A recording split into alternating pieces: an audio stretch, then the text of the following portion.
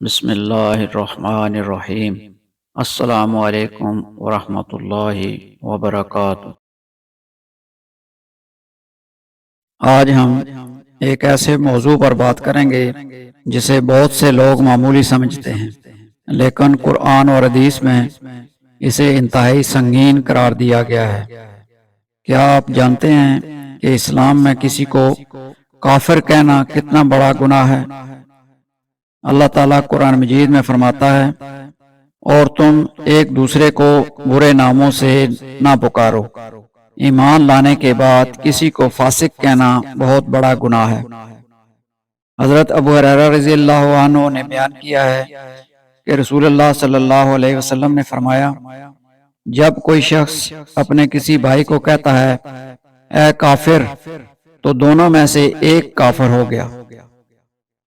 یہ حدیث ہمیں ایک بہت عام سبق دیتی ہے کہ کسی کو کافر کہنا انتہائی ناپسندیدہ اور خطرناک فعل ہے۔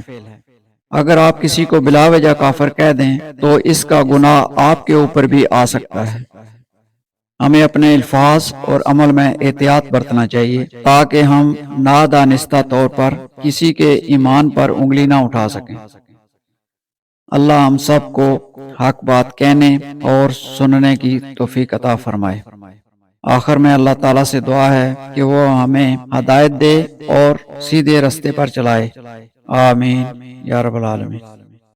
اللہ تعالیٰ ہمیں دین کی صحیح سمجھ عطا فرمائے اور عمل کی توفیق دے۔ آمین۔ جزاک اللہ خیرہ۔ والسلام علیکم ورحمۃ اللہ وبرکاتہ۔